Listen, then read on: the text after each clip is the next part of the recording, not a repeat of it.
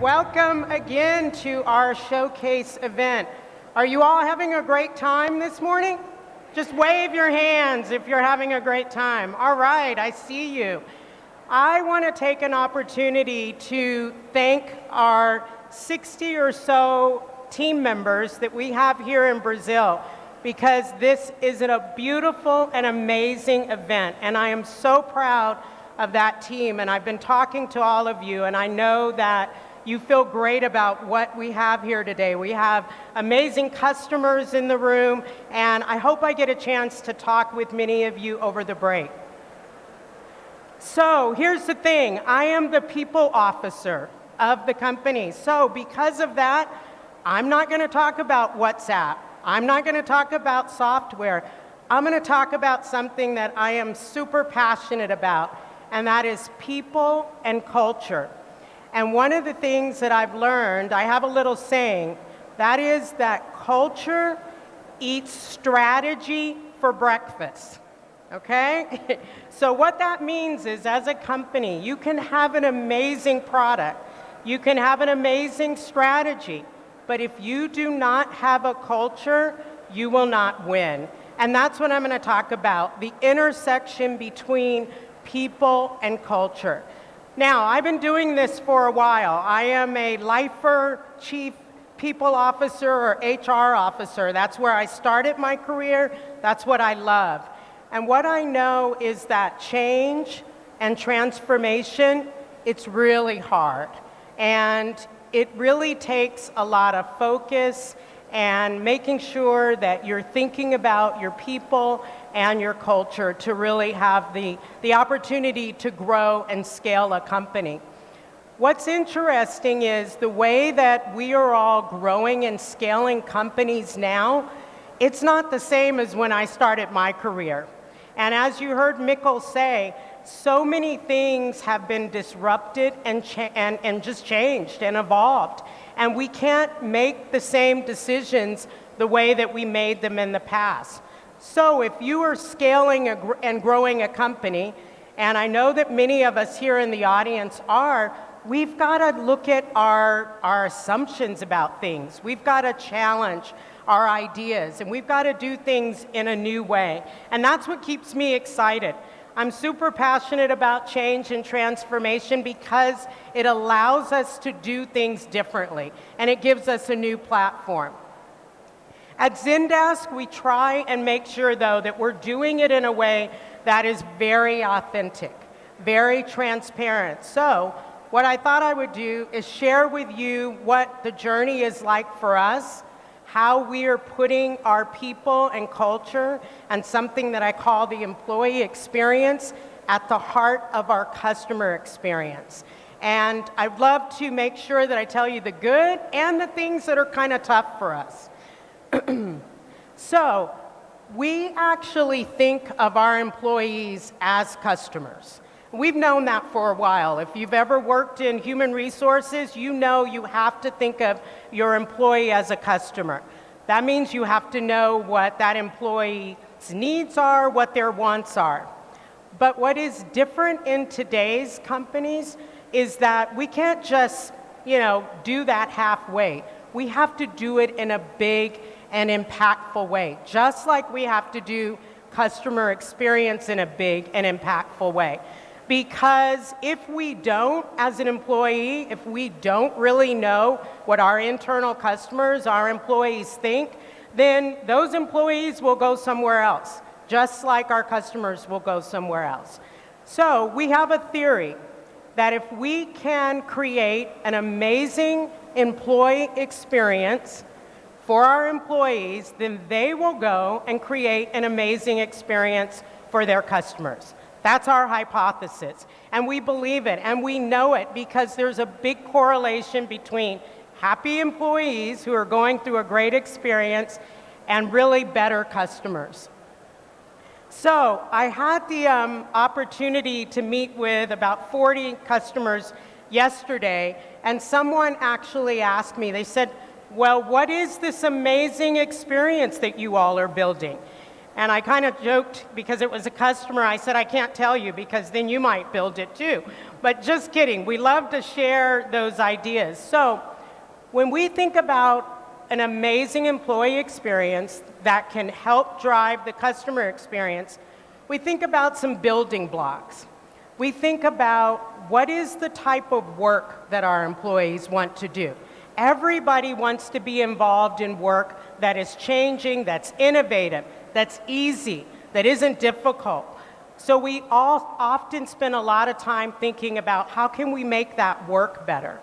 But we also think about who does the employee get to work amongst or with. And that's where our diverse and inclusive efforts come in, because we want to create an experience where our employees get to work around others with that diverse experience, that understanding, and we'll talk more about that. We also think about where our employees going to work. So we spend a lot of time in our employee experience thinking about the actual workplace. And how is that meaningful for an employee, not just in a building, but wherever they might work. There's another little quote that I love that's floating around these days: work isn't where you go, it's what you do. So we have to create an experience that allows our employees to work and interface with their customers wherever they might be. And then in the center of that, because we care a lot about our values, at Zendesk, we are almost 3,000, well, we're over 3,000 now, employees. And at the heart of everything we do are our values. And if you haven't heard, let me just tell you what our values are, because we speak a lot about them. Firstly, we are a relationship company. We believe in relationships. The technology is what helps us build those relationships with our customers. But at the heart of it, one of our values is practicing and believing in relationships. We also practice something we call empathy, which means walking in the shoes and really trying to understand what your customers think. And then we have this word that we've made up. It's called humbled it. But in a nutshell, it means we are humbly confident about the things we do. So those are our values, and they're very much in the center of our employee experience. So as we're growing, how many people feel like, again, just by show of hands, that you are growing and scaling your company? Your company's going to be bigger, more different than it is today. Again, just wave your hands. So a good half of you are saying that you're growing and scaling your company. At Zendesk, we're trying to do that in a very intentional way. So I often will talk about intentionality, which is kind of a big word. What does that really mean? It means that we try to be very purposeful, very deliberate, and prioritize what those key decisions are. We don't just want to grow and scale in a way that we look up in another 2 years and we're a very different company. And when you're growing as fast as we are, we have to keep that intentionality, that purpose, that clarity right in the center of our growth. And I'll give you a really fast example of one of the decisions we recently had to make in the last 6 months that was a very intentional decision. And that is, when I started with Zendesk, it was probably about 14 months ago, and our teams were growing everywhere. And our leaders were thinking about where to hire, where to place more team members. But we didn't have alignment as a company in what we called a location strategy. We weren't all, as a senior team, aligned around the different countries that we do business in and how fast we wanted those teams to grow. So we stood up something called a location strategy, and that was a very intentional choice. And it now gives us guidance around how fast certain countries will grow, where we will place teams, what the cost of placing those teams are. So intentionality is very much in the heart of our employee experience. Now, one of the things that if I ever get to take stages or talk with small groups or big groups like this one, by the way, I think we're almost at 2,000 people here, so this is awesome. I will always talk about leadership. So if you are a people leader, then I'm talking to you. If you're aspiring to be a people leader, then I'm talking to you. Because leadership, we know, having really great leaders is the type of company that we all want to be a part of, right? We want to work alongside excellent leaders. So again, at Zendesk, we've been putting a very concentrated effort on defining leadership. And one of the things we like to do is keep it beautifully simple, just like our software. We want it easy. So we talk about 3 things that we want all leaders. If you are a leader of 1 person and you are in Brazil, if you're a leader of 600 people and you're in San Francisco, we want you to be thinking about how do you lead your business, how do you lead your team, and how do you lead yourself. And we want to make sure that we don't just have great leaders at our headquarters in San Francisco, we want great leaders in all of our countries. And so we have something called a country or site leader, and we have these pretty much across the globe. And this is another type of leader that's very invested in what is the employee experience, what is the culture, what is happening with our people, so that those, again, employees can be creating excellent experiences for our customers. So we're pretty excited about that effort. We will stay on focus, and we will be very intentional about how we stand up our leadership efforts. Because again, we know that's going to make a big difference.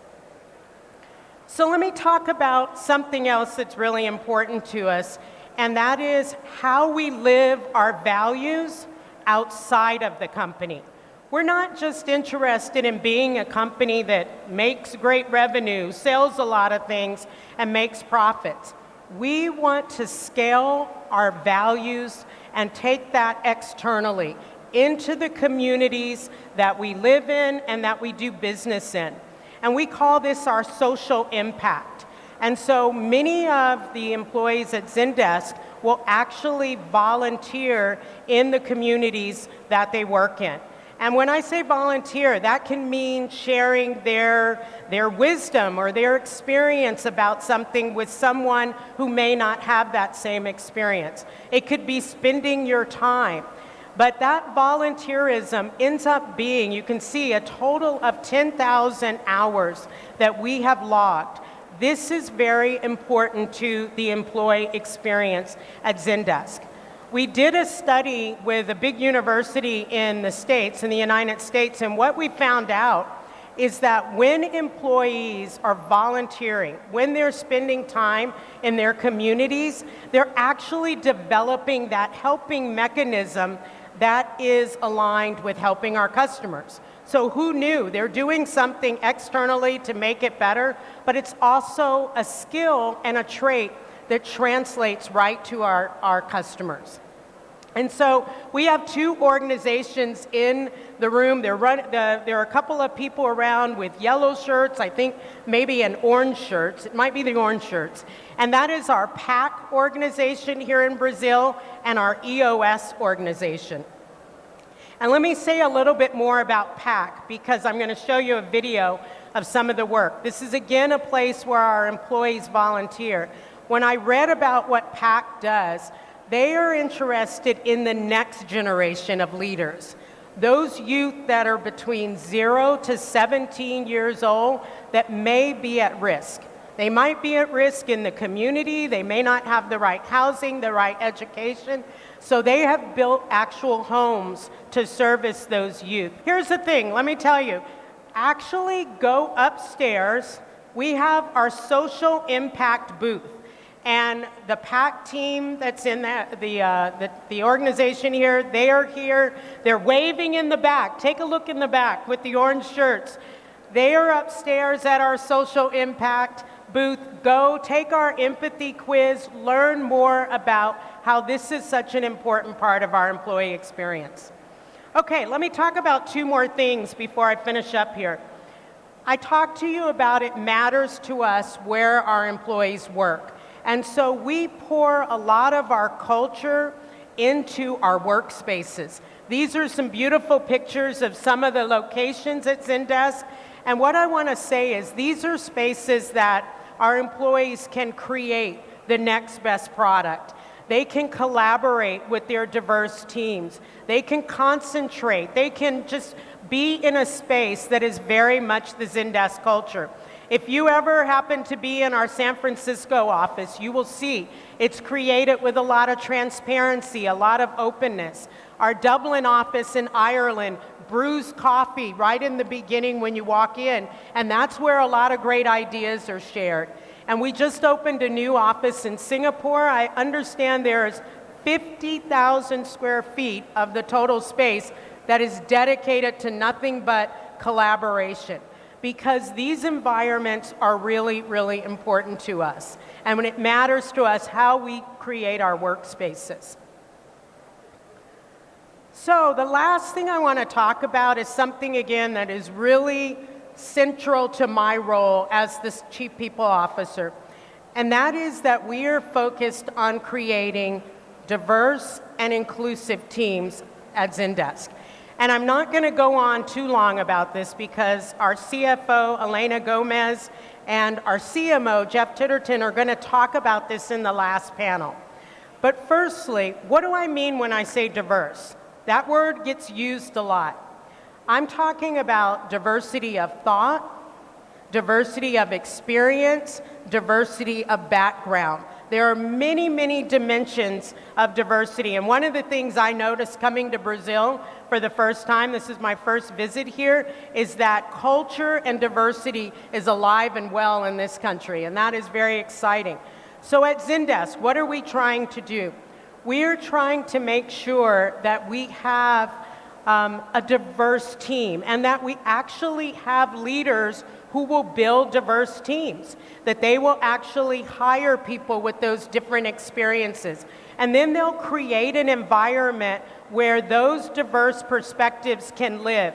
Because if we have more diversity on our teams, we are able to meet the diverse perspectives of our culture, of our customers. And that we know is a fact. One of the things I learned years ago when I was in a consumer packaged goods company, if you want to reach diverse customers, then your organization needs to look diverse.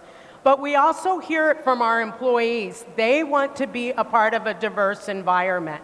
And so we have things like our employee resource groups, where they can learn how to create and channel that diversity.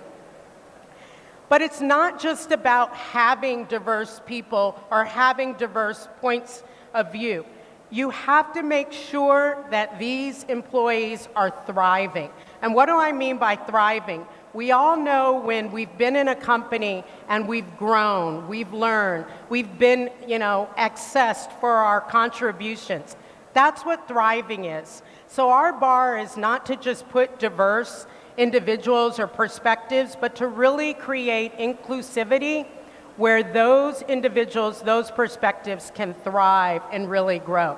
Because again, if we can do that internally with our employees, then our employees can go out and do it with our customers.